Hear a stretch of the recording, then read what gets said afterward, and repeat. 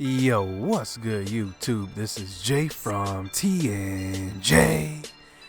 And you can see it on the screen, man. Josh Fleming is back for this game. He is probable. Look at his stats. 13 touchdowns to 4 interceptions. He did have broken ribs.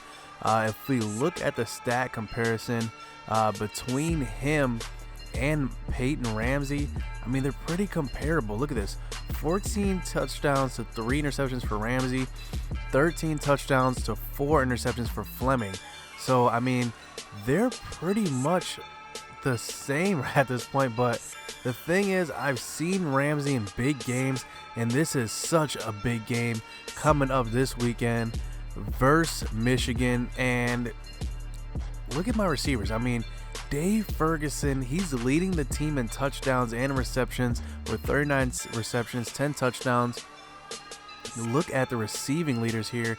Tasir Mack and both Michael Wilson have more receiving yards than Ferguson does, but Ferguson just finds a way to get open in the slot. And then Baby Gronk, he's our 4th leading receiver. Watt Fillier actually doesn't have that many receptions, but he has a lot of big plays, and that's kind of helped us, especially when we just need a big chunk of yardage in games.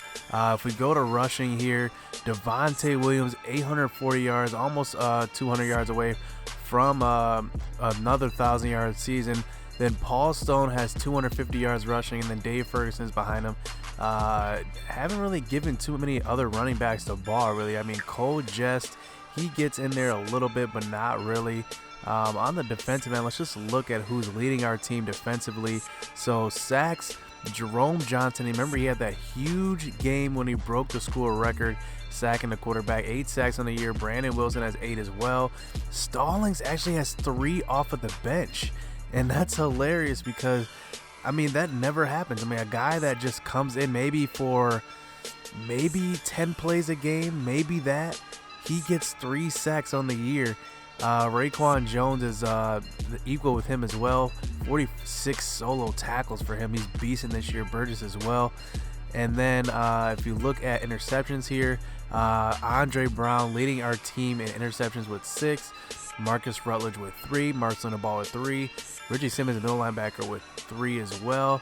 So, I mean, we're doing pretty well statistically this year. If you look at how we line up versus the rest of the NCAA, Devontae Williams is 34th in rushing. Tasir Mack is 20th in receiving. And then look at this. I mean, I think this happens with every user dynasty. You just get the most tackles just because you're on the field a lot. So you always lead the nation in tackles. But, man, number 1, Michigan. Look at this, man. I mean, they are beastie. They points per game, number 8. I mean, they're pretty much top 20 in everything. If you look at what they've done throughout the year, Peters, 21 touchdowns to 4 interceptions. Chris Evans has 4 touchdowns on the ground, 740 yards total.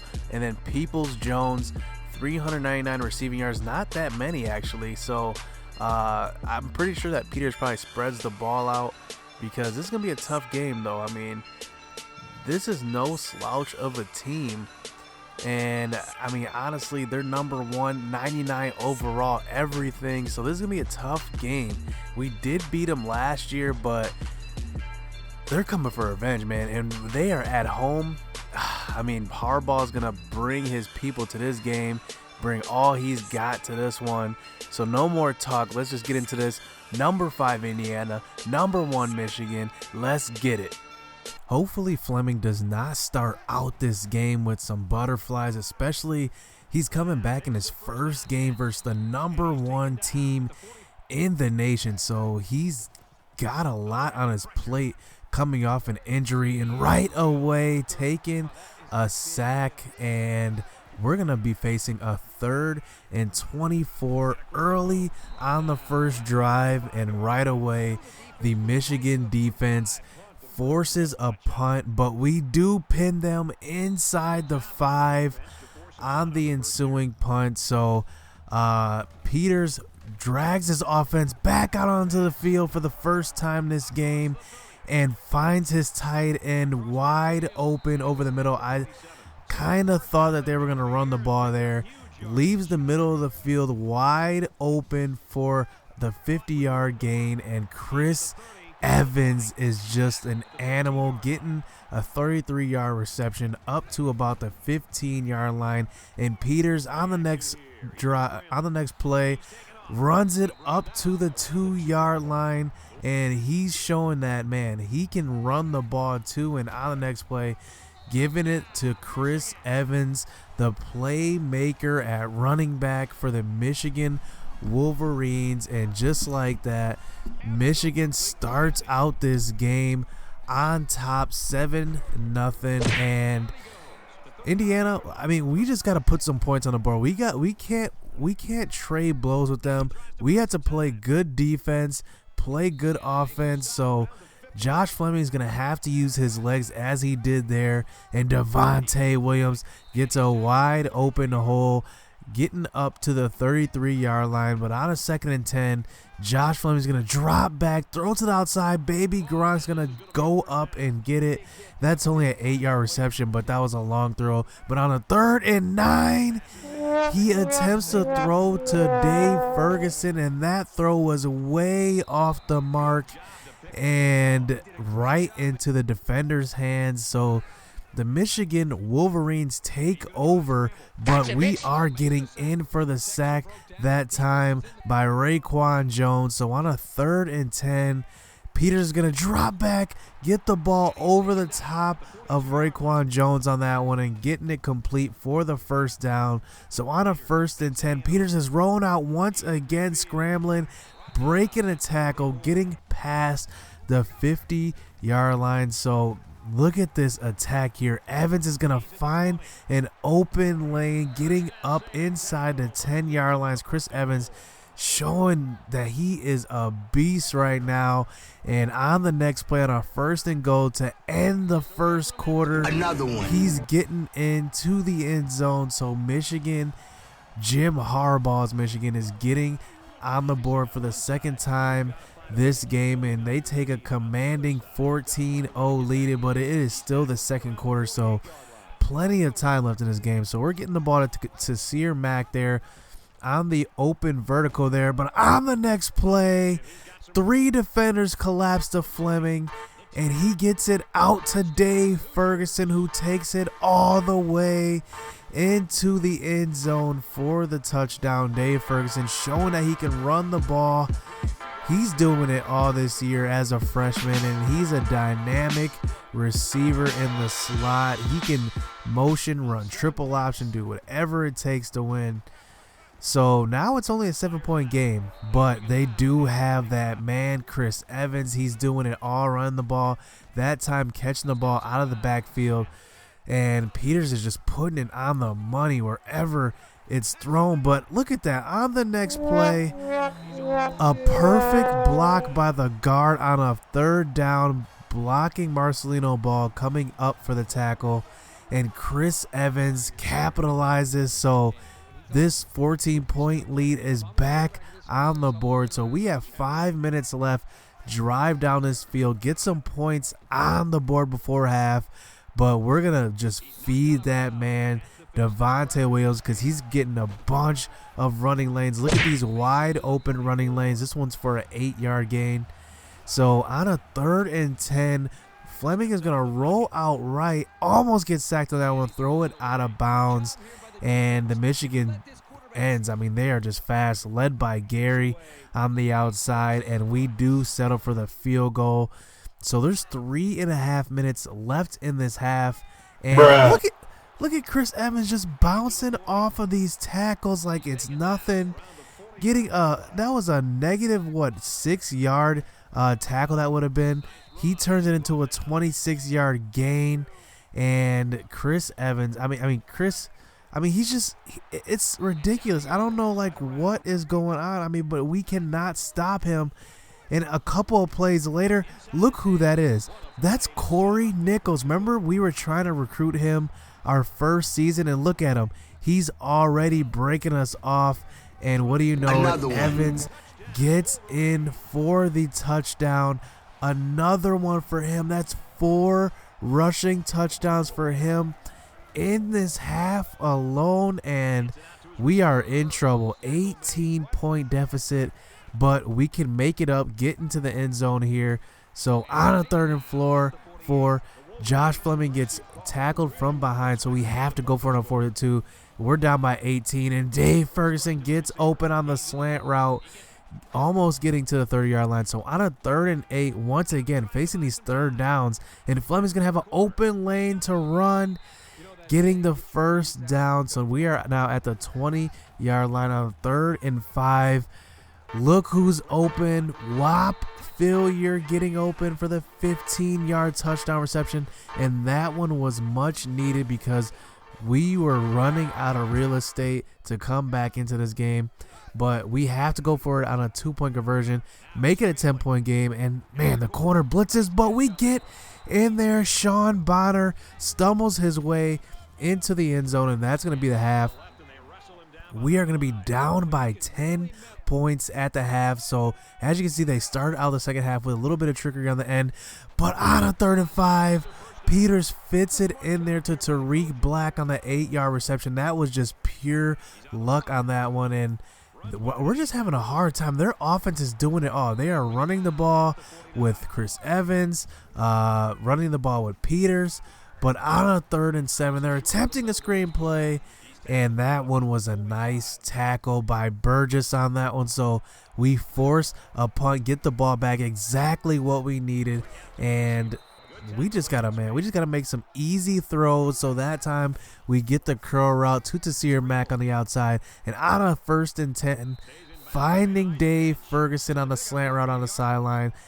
That's the way to get this drive started and open up the middle of the field for Devontae Williams on the 10-yard rush.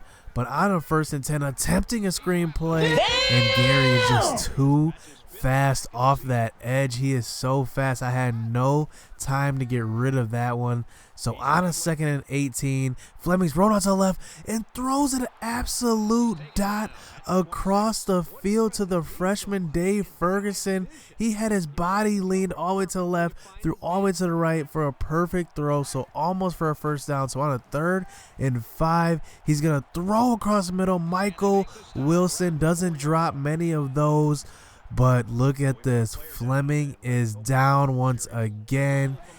It turns out that he broke his ribs once again. So he just got done breaking his ribs.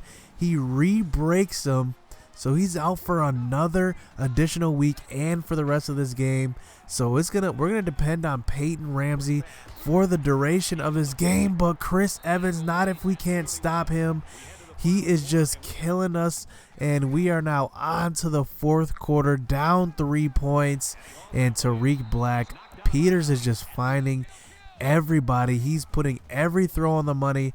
He's just making all the right throws. But on 3rd and 6, attempting to get it to their tight end, Gentry. And look at that. They almost cheated for the 1st down. Look at this.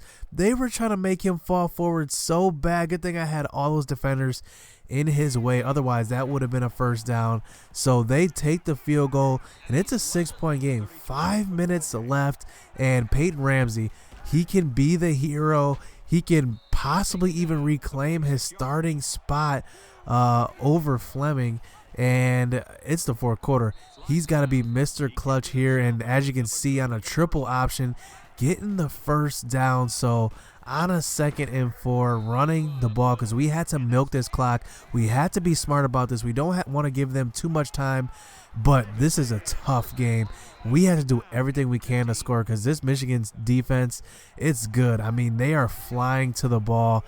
They are making good plays in the secondary. And Devontae Williams gets an open lane to the end zone. So it's about 3 minutes left at the end of this drive. And Terrence Wheeler gets into the end zone with 2.5 minutes left. That's a lot of time for the Michigan offense, but they attempt to run the ball, giving the ball to Chris Evans, and we finally stuff him, so we get them to face a 3rd and 9, hopefully get a turnover here or a stop, but they find their tight end Gentry. I had to leave him alone. You see I was covering that zone. I had to leave him alone because there were a lot of open options on that one, and what do you know it, on the next play, Peters is finding Tariq Black burning Riggins on that. I don't even know what Riggins was doing there, but they're now inside the red zone, and Peoples-Jones gets involved in this one. So on the next play, giving it to Nichols, and Nichols runs it in. Our ex-recruit, our ex-number 1 recruit runs it in for the touchdown, and I kind of let him run the ball in that time because, I mean, honestly, they were just going to milk the clock, kick the field goal anyway, so why not just let them in? But they go for the 2, and look at this cheating. Peters, look at him. He's behind his line. Look at him falling forward, and all of a sudden he just stumbles into the end zone. Man, I mean, if the cheese wasn't real up to this point, it's definitely real now on that one. But Peyton Ramsey has an opportunity to drive down the field. 1:18 left in this game. On a first attempt, almost throwing a pick. But that one's going to be holding on the offense, so it's going to come back. So 1st and 20 now. After the 10-yard rush, it gets erased right back to us, and we're taking the sack that time. Gary is too fast around that corner, so on a 2nd and 23, attempting to throw to Dave Ferguson, and he can't hold on to the ball either, so it's a 3rd and 23, a minute left in this game. Rams gonna throw it, and that one is gonna be picked by Thomas, and that's gonna all but do it in this one. What a good play by Thomas, stepping in front of that throw, and that add insult to injury. Chris Evans stiff arming the first guy, breaking 2 tackles, another one, stumbling into the end zone, and that's gonna do it for this game. The Hoosiers' national title hopes, Big Ten title hopes are probably over at this point. And I mean, this was a tough game going into a hostile environment into Michigan. The odds were stacked against us, and we could not upset them. But, man, our defense could not stop Chris Evans. That was the story of this game. Chris Evans did whatever he wanted. Peters did whatever he wanted. This is tough, but, man, we got to finish out this season. It sucks when you have nothing to play for at this point. But hit subscribe, hit that like button, because we got some Big Ten opponents coming up. We still have Ohio State, Penn State coming up. So at least let's finish the season strong. Let's get it.